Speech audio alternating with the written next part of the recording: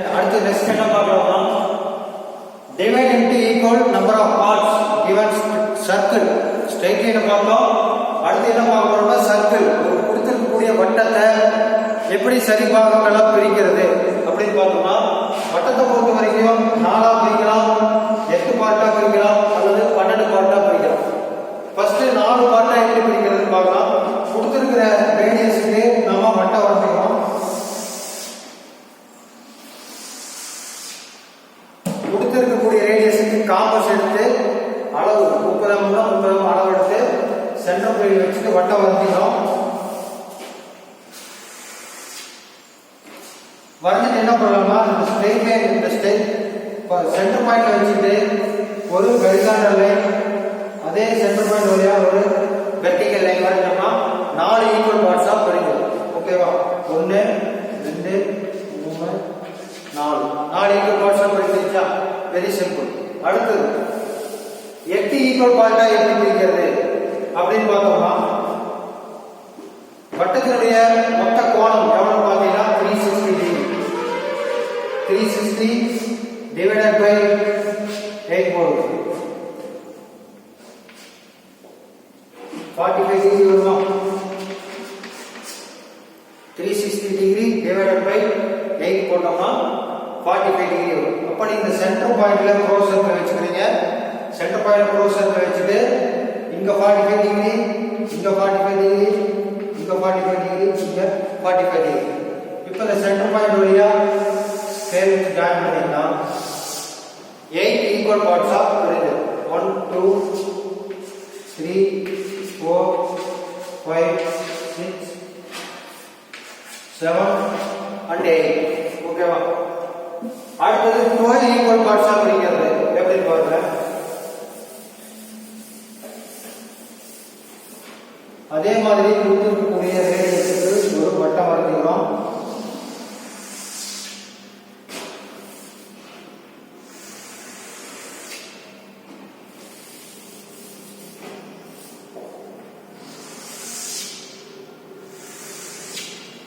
Centre point note பண்ணிக்கிறோம்.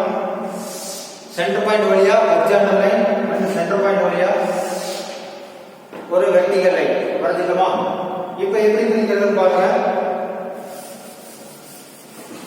360 divided by 12 போட்டீங்கன்னா 30 degree. இப்போ என்ன பண்ணலாம்? க்ளோஸ் சர்க்கிள் ப்ரொட்ராக்டர் வந்து இந்த சென்டர் பாயிண்ட்ல வச்சுட்டு 30 டிகிரிக்கு புள்ளி வைக்கலாம். ஓகேவா? 30 டிகிரிக்கு ஒரு புள்ளி இந்த பக்கம் ஒரு புள்ளி கொண்டு வரும். அதே மாதிரி இந்த சைடு வச்சீங்கன்னா 30 டிகிரிக்கு ஒரு புள்ளி கொண்டு வரும். அடுத்து இங்க இருந்து பாத்தீங்கன்னா இங்க ஒரு 30, இங்க ஒரு 30, இங்க ஒரு 30, இங்க ஒரு 30. இது வந்து டிகிரி வச்சு பிரிக்கிறது. டிகிரி வைக்காம இன்னும் வெரி சிம்பிளா ஈஸியா பிரிக்கிற மெத்தட் இன்னொன்று இருக்கு 12 ஈக்குவல் பார்ட்ஸ்ல. அதுக்கு என்ன பண்ணலாம்னா காம்பஸ் எடுத்துட்டு இந்த ரேடியஸ் அளந்துடும். ஓகேவா? இந்த ரேடியஸ் காம்பஸ் அளந்துட்டு இது A வச்சுக்க, இது B வச்சுக்க, இது C வச்சுக்கோ, இது B வச்சுக்கோ. இப்போ இந்த வட்டத்தினுடைய ரேடியஸ காம்பஸ்ல அளந்துக்கிறோம். அளந்துட்டு A பாயிண்ட் வச்சுட்டு மேல ஒரு வெட்டு, கீழே ஒரு வெட்டு. அதே அளவு மாத்தாம B பாயிண்ட் வச்சுட்டு மேல ஒரு வெட்டு, கீழே ஒரு வெட்டு. அதே மாதிரி C பாயிண்ட் வச்சுட்டு லெஃப்ட் சைடு ஒரு வெட்டு, ரைட் சைடு ஒரு வெட்டு. அதே மாதிரி D வச்சுட்டு ரைட் சைடு ஒரு வெட்டு, லெஃப்ட் சைடு ஒரு வெட்டு. இப்போ பாத்தீங்கன்னா உங்களுக்கு ஈக்குவலா ஈவனா 12 ஈக்குவல் பார்ட்ஸா பிரிஞ்சிருக்கும். இப்போ நீ ஸ்கேல் வச்சு சென்டர் பாயிண்ட் வழியா ஜாயின் பண்ணீங்கன்னா 12 equal பார்ட்ஸா பிரிஞ்சிருக்கும். 12 equal parts 12 பாகமா பிரிஞ்சிருக்கும். 1 2 3 4 5 6 7 8 9 10 11 and 12 12 equal பார்ட்ஸா பிரிச்சாச்சு. ஓகேவா? அப்ப ஈக்குவல் பார்ட்ஸா பிரிக்கிறது பாத்தீங்கன்னா ஒன்னு straight line, another one is circle வட்டம். ஓகேவா? அடுத்து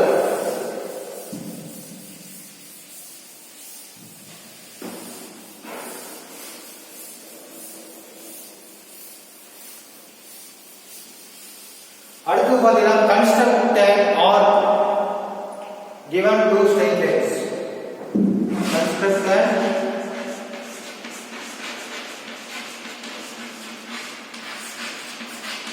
arc in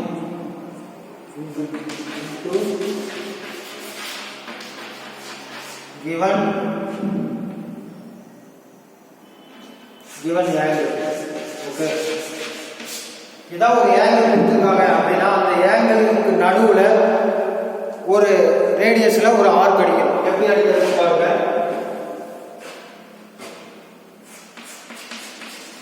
ABC line at the angle of 45 degree and or ABC angle of 110 degree. 45 டிகிரிங்கிறது ஒரு கோணம், 110 டிகிரிங்கிறது விரிகோணம். ஓகேவா? ரெண்டுலயுமே ஆர்க் அடிக்கிறது அப்படின்னு காட்டுறேன்.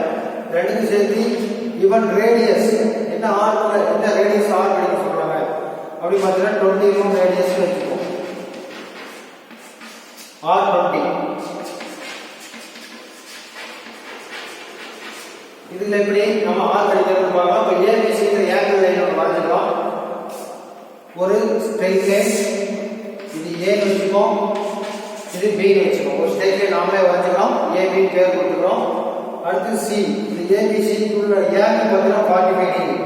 அப்போ என்ன பண்ணுறது, ஏ பாயிண்ட்ல க்ளோஸ் சர்க்கிள் வச்சுட்டு இங்கிருந்து ஆங்கிள் எண்ணிக்கிட்டே வந்தீங்கன்னா 45 டிகிரி எங்கே வருதோ அப்போ கோடு போடுங்க. இது சி. இப்போ ஏபிசிங்கிறது 45 டிகிரி வரைஞ்சிட்டோமா. இப்போ இந்த ஆங்கிளுக்குள்ள 20 mm ரேடியஸ்ல டச்சிங் ஆர்க் வரையணும். Touching arc given arc touching ஒரு ஆர்க் வரணும். டச்சிங் அப்படின்னா என்னன்னு பார்த்தீங்கன்னா நாம வரையக்கூடிய ஆர்க் ஆனது ஏபி லைனையும் டச் ஆகி போகணும், ஏசி லைனையும் டச் ஆகி போகணும். டச் ஆகாமையும் போகக்கூடாது, டச் ஆகி லைனை கட் பண்ணி வெளியிலையும் வரக்கூடாது. கண்டிஷன் அதுதான். ஓகேவா? இந்த லைன்ல அப்படியே டச் ஆகி போகணும், இதுலயும் டச் ஆகணும், இதுலயும் டச் ஆகணும். டச் ஆகி வெளியிலையும் போகக்கூடாது, கேர்ஃபுல்லா பார்க்கணும். அதுதான் கண்டிஷன். இப்போ எப்படி இந்த 20 mm ரேடியஸ் ஆர்க் அடிக்கிறது அப்படின்னு பார்த்தீங்கன்னா, இப்போ ஏபி லைன்ல ஸ்கேலை வச்சுக்கிறீங்க. வச்சுட்டு இந்த ஏபி லைனுக்கு பேரலா 20 mm ஒரு புள்ளி இருக்கு. 20 mm ஒரு புள்ளி குறிச்சு என்ன பண்ணுறது, ஏபி லைனுக்கு பேரலா இந்த ஒரு ஸ்ட்ரெயிட் லைன் வருது. என்ன பண்ணணும், ஏபி லைன்ல கிராஃப்டர் வச்சு ஸ்கேல் நல்லா டைட் பண்ணிக்கணும். மூவ் ஆகாம டைட் பண்ணிட்டு அப்படியே அந்த ஸ்கேல் தூக்கிட்டு போய் நீ குறிச்சு இல்லையா 20 mm கையில் ஒரு புள்ளி குறிச்சோம் இல்லையா, அந்த புள்ளியில வச்சுட்டு ஏபிக்கு பேரலா ஒரு லைன் போடும். ஏபிக்கு இணையான கோடு, இணை கோடு, பேரலா இணை கோடு. அடுத்து ஏசி லைன்ல ஸ்கேல் திருப்பிக்கிறோம். ஏசி லைனுக்கு ஸ்கேல் திருப்பிட்டு இங்கிருந்து 20 mm தள்ளி ஒரு புள்ளி வைக்கிறோம். 20 mm தள்ளி புள்ளி வச்சுட்டு அதே மாதிரி ஸ்கேல் எல்லாம் டைட் பண்ணிக்கிறோம். பண்ணிட்டு நேரா கொண்டு வந்து இந்த புள்ளியில வச்சு ஏசி லைனுக்கு பேரலா ஒரு கோடு போடும். இந்த லைன் ஏசிக்கு பேரலா இருக்கணும், இந்த லைன் ஏசிக்கு பேரலா இருக்கும். ஓகேவா? இப்போ இந்த ரெண்டு கோடும் வெட்டி இந்த புள்ளி இருக்கு இல்லையா, நம்ம வரைஞ்ச இந்த ரெண்டு கோடும் ஏதாவது ஒரு பாயிண்ட்ல வெட்டி இருக்கும். அந்த வெட்டின புள்ளியை மார்க் பண்ணிட்டு அந்த புள்ளியில காம்பஸ்ல வச்சு 20 mm ரேடியஸ் அளந்துடும். காம்பஸ்ல 20 mm ரேடியஸ் அளந்துட்டு இந்த புள்ளியில வச்சுட்டு இப்படி ஆர்க் அடிச்சீங்கன்னா கரெக்டா இந்த ஏபிசி லைன்ல டச் ஆகிடும். நாம வரைஞ்ச ஆர்க்கானது இந்த புள்ளியில வச்சு ஆர்க் அடிச்சீங்கன்னா இந்த லைனையும் டச் ஆகும், அப்படியே வந்து இந்த ஏபி லைனையும் டச் ஆகும், டச் ஆகி போகும். ஓகேவா? அதான் வந்து construct on touching into given angle. ஒரு ஆங்கிளுக்கு நடுவில் டச்சிங் ஆகும், ரெண்டு லைனும் டச் பண்ணிட்டு போகக்கூடிய ஒரு ஆர்க் வரையும். அதுதான் இது. ஓகேவா? இது குறுகோணம்.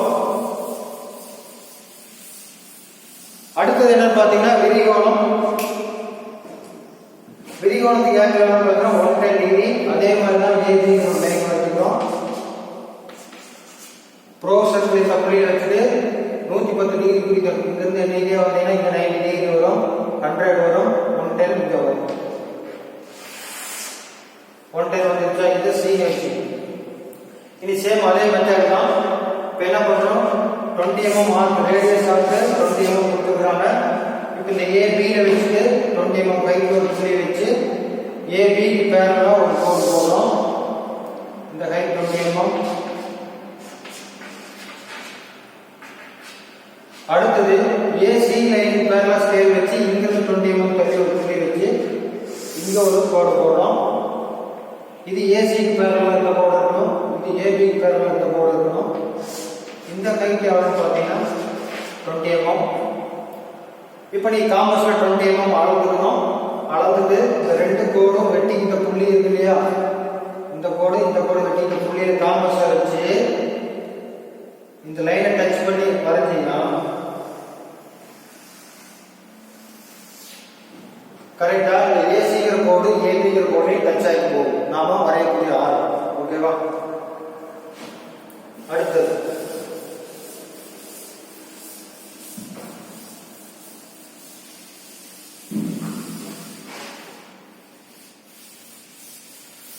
construct an arc given right angle. Right angle என்ன 90 degree என்பது அது right angle சொல்றோம்.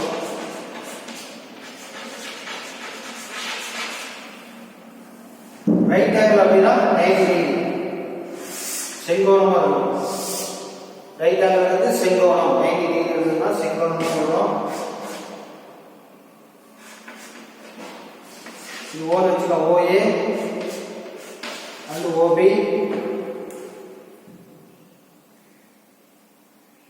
இப்போ இதுக்கு ஆர்க் எப்படி இருக்குன்னு பாத்தீங்கன்னா இந்த புள்ளியை வச்சு given radius 20 mm கொடுத்திருக்காங்க.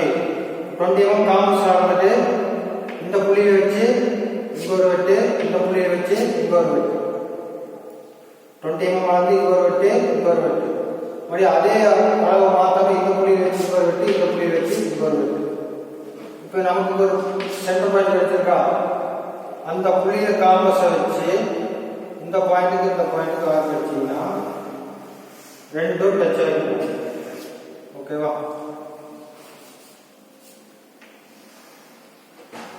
இந்த OAங்கிற லைனையும் OBங்கிற லைனையும் நம்ம வரையக்கூடிய ஆர்க்கானது டச் ஆகி போகும். ஓகேவா? இது given right angles. அடுத்தது ஏங்கிள் உள்ள பார்த்தோம் இல்லையா, ஏங்கிள் பார்த்தோம், விரிகோணத்தில் பார்த்தோம், குறுங்கோணத்தில் பார்த்தோம், செங்கோணத்தில் பார்த்தோம். அடுத்தது ஆர்க் டச்சிங் given 2 arcs. ஏற்கனவே 2 ஆர்க் இருக்குது, மூணாவது ஆர்க் இன்னொரு ஆர்க், 2 ஆர்க்மே டச் ஆகி போகும். இந்த மாதிரி क्वेश्चन ரிப்பீட்டடா அதிகமா நம்ம போர்டு எக்ஸாம்ல கேக்குறாங்க, அதனால இத பாருங்க. Construct an arc touching given 2 arcs.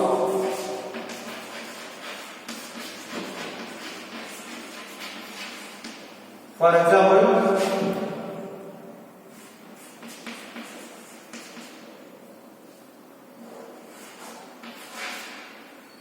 radius 120, radius 230, and the distance from R1 to R2 70 mm. The given data, the data R1 radius 20 mm, R2 radius 30 mm, R1 க்கு R2 க்கு இடைப்பட்ட distance எவ்வளவு பாத்தீங்கன்னா 70 mm. இப்போ இந்த R1ங்கற ஒரு arc இருக்கு, R2ங்கற ஒரு ஆர்க் இருக்கு. இந்த ரெண்டு ஆர்க்குக்கு நடுவுல மூணாவதா இன்னொரு ஆர்க் டச் ஆகி போகும். ரெண்டு ஆர்க்லயுமே டச் ஆகி போகும். அது எப்படி வரையறது பாருங்க. ஃபர்ஸ்ட் என்ன பண்ணனும்னா இந்த R1 R2 க்கு நடுவுல இருக்கிற distance 70 mm. அப்போ இந்த 70 mm க்கு ஒரு லைன் வரையணும். இத A வெச்சுனா இத B வெச்சு. இப்போ நமக்கு என்ன கொடுத்திருக்காங்க, R1 20 mm கொடுத்திருக்காங்க, காம்பஸ்ல 20 mm அளந்துட்டீங்க. இந்த A பாயிண்ட் வச்சிட்டு ஒரு ஆர்க், இதோட அளவு பாத்தீங்கன்னா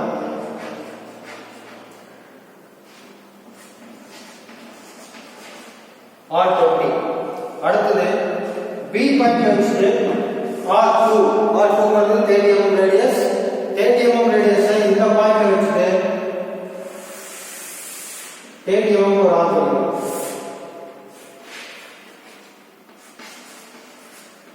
இது R2 ங்கிறது எவ்வளவு 30 mm. R20 எழுதிங்க, அது R30 எழுதிங்க.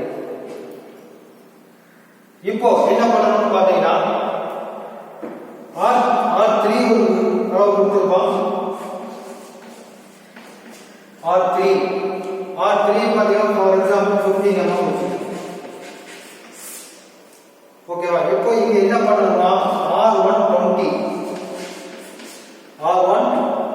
plus R3 15 equal to 35 வருதா? இப்போ 35 mm காம்பஸ்ல வளர்ந்துட்டு இந்த A பாயிண்ட் வச்சு இது ஒரு ஆர் கிடைக்கும். ஓகேவா?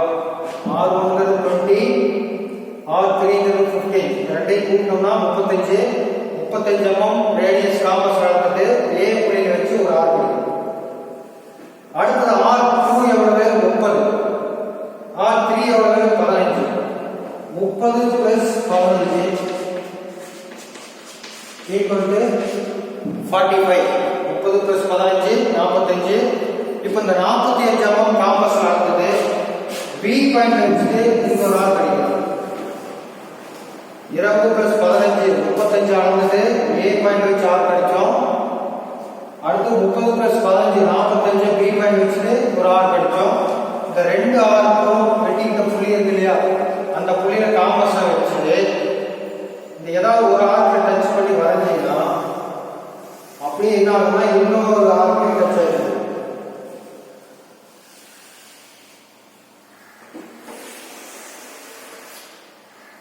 ஓகேவா?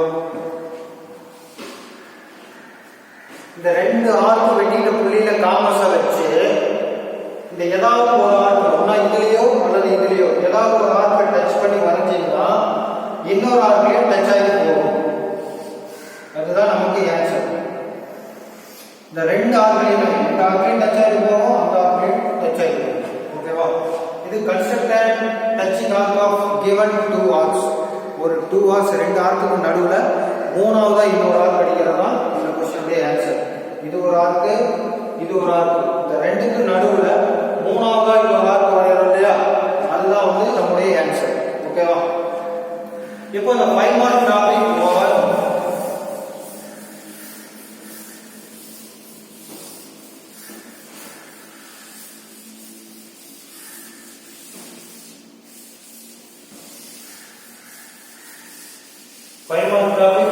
அடுத்து பாத்தீங்கன்னா கோனிக்ஸ் சொல்றோம்.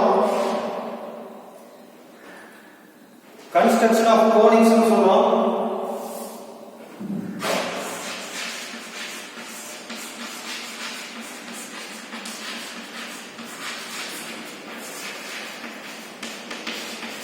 கோனிக்ஸ் அப்படின்னா என்னன்னு பார்த்தோம்னா ஒரு கோன் இருக்கு இல்லையா, கோன் கூம்புன்னு சொல்லுவோம் இல்லையா.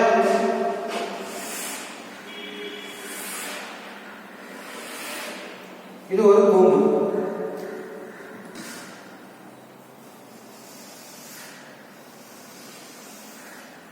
இந்த கூம்பை ஒரு இமேஜினரி கட்டிங் பிளான் வச்சு கட் பண்ணணும்னா, இமேஜினரி கட்டிங் பிளான் ஒரு கற்பனை செஞ்சுக்கிறோம். நம்மளா ஒரு பிளேடு வச்சு கட் பண்றோம். டிஃப்ரெண்ட் ஆங்கிள் கட் பண்ணோம்னா நமக்கு அதனுடைய டாப் வியூ எப்படி தெரியும்? டாப் வியூ அப்படிங்கிறது மேற்புற தோற்றம். மேல இருந்து பார்க்கும்போது எப்படி தெரியும்?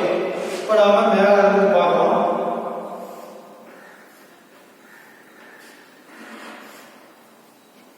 இப்ப இந்த கூம்பு இருக்கு இல்லையா, கூம்பு இந்த கோணம் வந்து மேல இந்த புள்ளி வந்து வெர்டெக்ஸ் சொல்லுவோம்.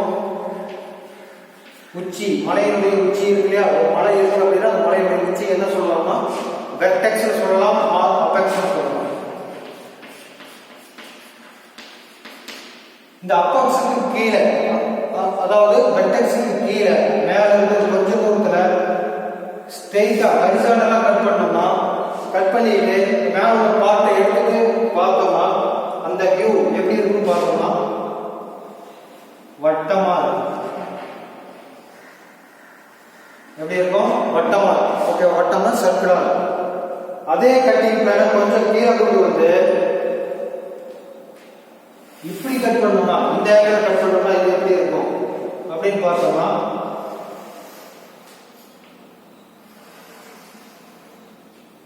எலிப்டிக்கல் ஷேப்ல இருக்கு. எலிப்டிக்கல் அப்படின்னாக்கா நீள்வட்டமா இருக்கும். நீள்வட்டமா இருக்கும். இதுக்கு பேர் என்ன சொல்லணும்னா எலிப்ஸ்னு சொல்றோம். ஓகேவா, நீள்வட்டமா இருக்கும். அதுவே அதே கட்டிங் பேரை இன்னும் கொஞ்சம் கீழே கொண்டு வந்து இந்த மாதிரி கட் பண்ணோம்னா இங்க எப்படி வரும்னு பாத்தீங்கன்னா ஒரு பேராபோலிக் ஷேப் ஒரு கிடைக்கும். பேராபோலிக் ஷேப் இப்படி கட் பண்ணோம்னா நமக்கு கிடைக்கிறது. கட் பண்ணிட்டு என்ன பண்றோம்னா கட் பண்ணிட்டு ரிமூவ் பண்ணிடுறோம். ரிமூவ் பண்ணிட்டு மீதமுள்ள பார்ட்டை பார்த்தோம்னா அது என்ன ஷேப்ல தெரியும் அப்படிங்கறதா இது. இந்த மாதிரி கட் பண்ணிட்டு ரிமூவ் பண்ணிட்டு பார்த்தோம்னா உள்ள இருக்கக்கூடிய பார்ட் என்ன ஷேப்ல இருக்கும்னா பேராபோலிக் ஷேப்ல இருக்கும். ஓகேவா, பேராபோலா சொல்றேன். பேராபோலா அடுத்து நீ படிக்க போறோம். Ellipse, parabola. அடுத்தது இன்னும் கொஞ்சம் கீழே கொண்டு வந்து இந்த மாதிரி கட் பண்ணோம்னா இப்படி வரும். இதை என்ன சொல்றோம்னா ஹைப்பர்போலா சொல்றோம்.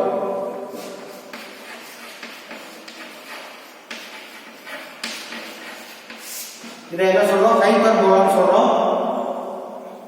இப்போ நம்ம அடுத்து பார்க்கக்கூடிய டாபிக் என்னன்னு பாத்தீங்கன்னா 15 மார்க் क्वेश्चन. அடுத்து இந்த மூணு தான் பார்க்க போறோம். என்னென்ன பார்க்க போறோம்னா எலிப்ஸ், பேரபோலா, ஹைப்பர்போலா மூணு பார்க்க போறோம். ஓகேவா, சர்க்கிள்ங்கிறது நம்ம ஆல்ரெடி ஆக்சுவலா நம்ம வரையறது தான். அது எல்லாருக்கும் தெரிஞ்ச விஷயம். ஒரே ஒரு ரேடியஸ் கொடுத்துருப்பான், ஒரு சென்டர் புள்ளி இருக்கும், ஒரே ஒரு மைய புள்ளி வச்சு வரையறதுக்கு பேரு வட்டம். அடுத்து இந்த எலிப்ஸ்ல எப்படி வரையறது? எலிப்ஸ்ங்கிறது நீள் வட்டம், அது எப்படி வரையறது? பேரபோலா எப்படி வரையறது? ஹைப்பர்போலா எப்படி வரையறதுலாம் அடுத்தது பார்க்க போறோம். இனிமேல் அதுதான் பார்க்க போறோம். அது எப்படின்னு பார்ப்போம். இப்போ அது போறதுக்கு முன்னாடி இந்த கோனிக்ஸ்ல ஒரு சில சின்ன சின்ன டாபிக்கள் இருந்தால் என்னென்ன விஷயத்தை மட்டும் தெரிஞ்சுக்கலாம். ஃபர்ஸ்ட் பாத்தீங்கன்னா லோகஸ், அடுத்தது பாத்தீங்கன்னா ஃபோகஸ், அடுத்தது பாத்தீங்கன்னா டைரக்ட்ரிக்ஸ், அடுத்தது பாத்தீங்கன்னா